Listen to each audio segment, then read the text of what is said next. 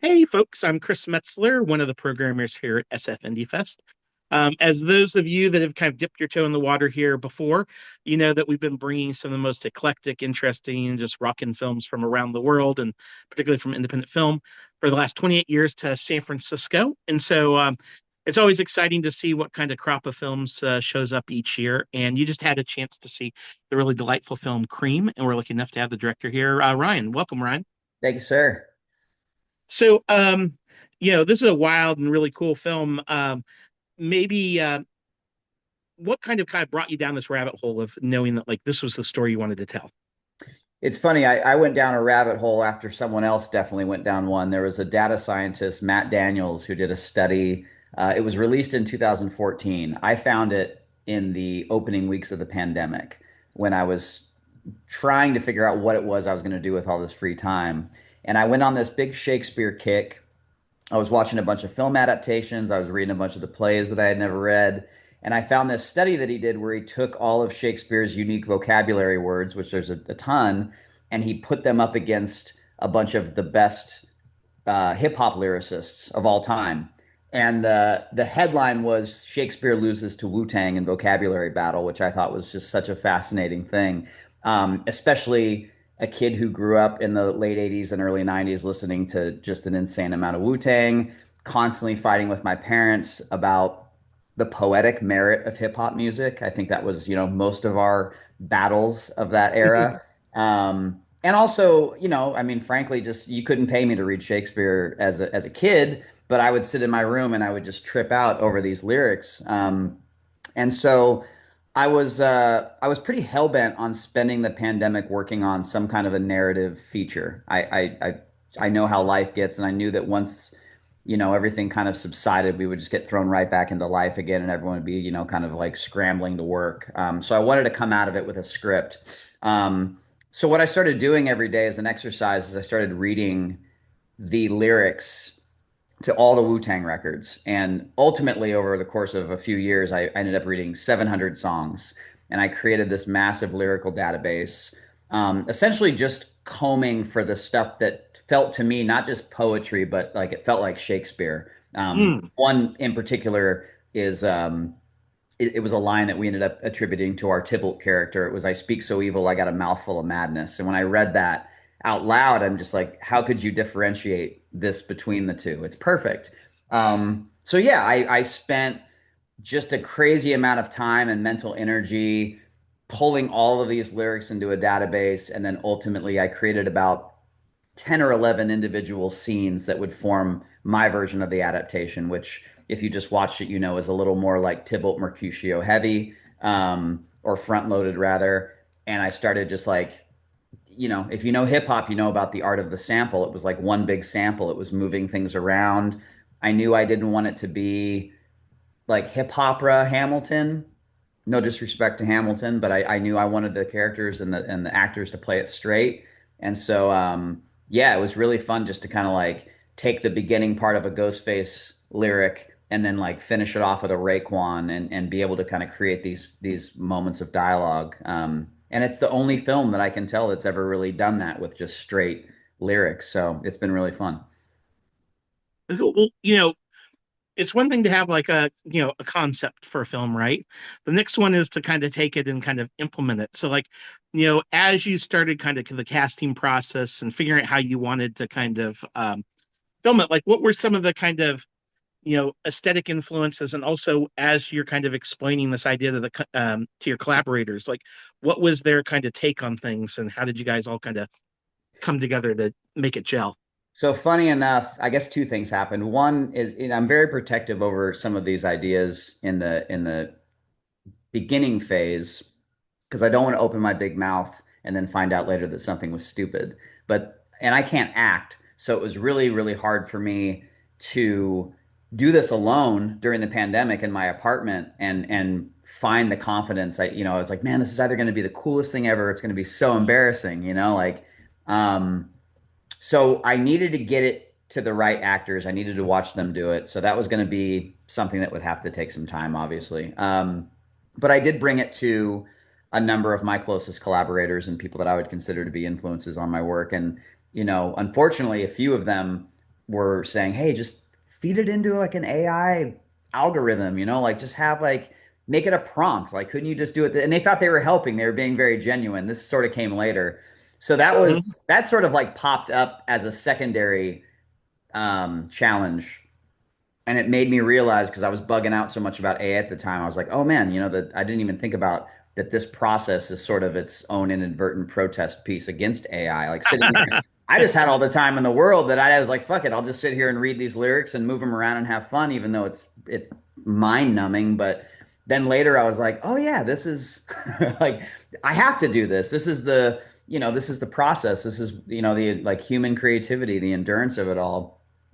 But if you flash forward to when I started casting it, I didn't tell any of the actors what the hell this was until we sat in Okay. a room together for the first time. I just told them it was an adaptation of Romeo and Juliet, a modern day adaptation.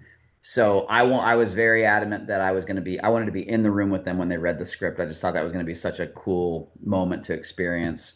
So I went to Los Angeles and sat with them, and it was amazing. It paid off. They were maybe a page or two in, all of them kind of like peeked up at me, and some people would speak up and be like, didn't Method Man, like, isn't that a Method Man thing? I'm like, yeah. And I'd just play it off, and then like another page would be like, what is this all Wu-Tang? I'm like, yeah, all of it's Wu-Tang, and everyone was so stoked. So it was great. It That's a was cool surprise. yeah, it was a cool surprise, and I mean, for some of those actors too, Marquise Moore, who plays our Mercutio character, I mean, he was showing me text messages between him and his father that day, and he goes, "Man, we talk like my father and I still text like, yo, what's the science?" Like they speak like Wu-Tang speaks to each other. So it was a real deep connection for them, and yeah, I couldn't have been happier. And that day, it kind of like solidified it calmed me down because I got to watch them do it. I got to watch them read from the script. And within like 30 seconds, I was like, okay, this is awesome. Like you guys have this. And so we were off to the races at that point. Very cool. And I know probably there's some of the folks in the audience. It's like, so have some of the Wu-Tang members, like, have they heard about the film and like any sort of reaction or, or even as people have seen the film, like, because, um, it's just such a neat film, like actually when another programmer on our team had watched this and it's like, you got to check this out. This is either the coolest thing in the world or I'm crazy. I don't know. And like, can you Yeah. take a look? I was like, no, this is the coolest thing in the world. It's good. Thank you, man. I appreciate that. Yeah, I feel the same way. I'm a lot of the projects that I love the most are very similar to this, and they're just not for everybody. And I have some friends, even some immediate family members that are very, like fucking with Shakespeare can be sacrilegious, So, and with Wu-Tang for that matter. But I come, like I'm an old punk rocker. I come from a world of like guerrilla activist art installation. I come from that ask forgiveness rather than permission world. Skateboarding, graffiti, all of it. So with this project, it's like who am I to like go to them and where do you even begin? Who do you talk to? So I was like, fuck it. I'm not denigrating them in any way. If anything, I'm elevating it. I'll just do it. I'll finish it. I'll put it out. I felt strongly about the concept when I met the actors. I knew they were going to do justice to everything, and the crew that I shot the film with, I've worked with for the better part of like 15 years, so I knew it'd look good, and it wouldn't be some piece of trash. And so I've been sending it. I mean, I've been talking to different managers, and I mean, I'm working my way through people that know Wu-Tang. They talk a lot about 36 chambers, and I will tell you that there are more than 36 chambers to the Wu-Tang. It is fucking tough, man, but we're getting there. And it'll do what it's going to do. I mean, it's shit. This is pre-recorded. We're going to play this in what, February? So there's no telling what I'll say at the live Q&A actually happens. But I have spoken to some agents and some producers. Um, and it's yeah, the conversations are great. I mean, no one's coming at me from, God Yeah. forbid they tell me, cease and desist. But I think more than anything right now, it's because the runtime's so weird. It's like 48 minutes, so it's not something that we could like roll into a distribution deal. I think it's good for festivals and stuff.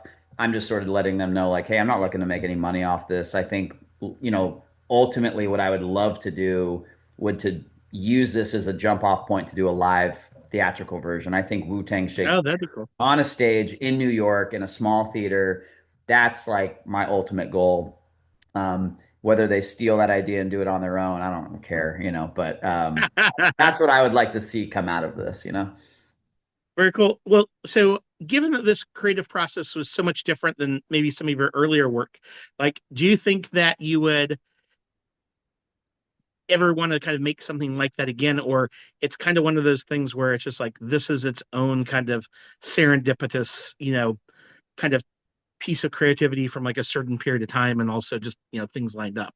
Or do you have other ideas in mind where you think this idea could kind of gel with Yeah. something else? I mean, you mean this lyrical thing? Yeah.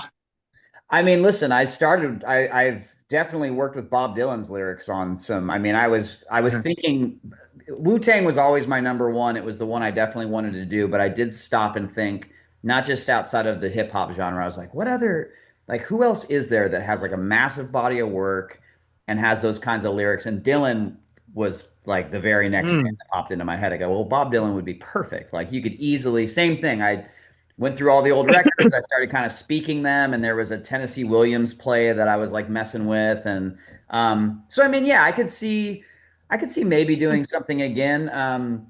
I would also want to let this kind of run its course first to Yeah. see. So far, so good. The feedback's been great, but like you never really know until you get it out there. And I don't know, like I'm just not. I feel like I might just leave it at this and just let it be its own thing rather than turn it Yeah. into like, something more. I mean, it was fun. Like I read through a bunch of Leonard Cohen lyrics. I really wanted to do like a Nick Cave. He's one of my Mm. favorites. So there was some like exercises, excuse me, that were fun. But I don't know. I've been like making short films since I was 14, 15 years old. And as I was getting older, I don't know. It just felt like I went through this weird phase where in the late 90s and early 2000s, it felt like the world opened up to filmmakers because of like mini DV cameras and IMAX, and like everyone could just make movies. And then, like, the more I look around, the more it seems to be like shutting off now with the streaming Mm. companies. And sure, you can put your stuff online, but now like everyone can put their stuff online. So, um, I'm looking to do things that are like in this realm. I think a lot of the projects that I'm most drawn to are the ones that I don't really give a shit about the runtime. I don't care about the genre. I just want it to be something that when I'm telling someone the synopsis or the concept, are just like, holy shit, that's different. And if I have to wait another Yeah. 10 years to have another one of those ideas, so be it. I'm in no rush. But I mean, if you put a gun to my head and gave me $2 million to make a feature film, I got 15 ideas that would be fine for that. I just don't really want to make them, let alone pay for them. So, yeah, I'll be patient.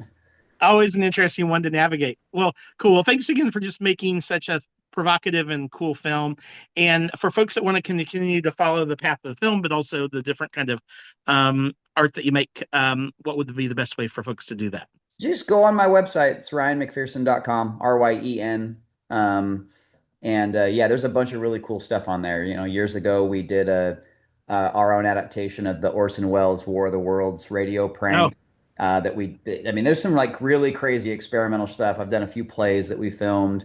Um, and then there's some special little projects that took place on San Francisco soil if you look hard enough for them too. So, but yeah, I would, and then just, before we wrap, I just encourage everybody to try to bypass this AI bullshit the most you can. And, I think one of the greatest experiences I've ever had, especially with this project, was that blank canvas to completion moment of knowing that you did it all yourself and you didn't have that AI crutch.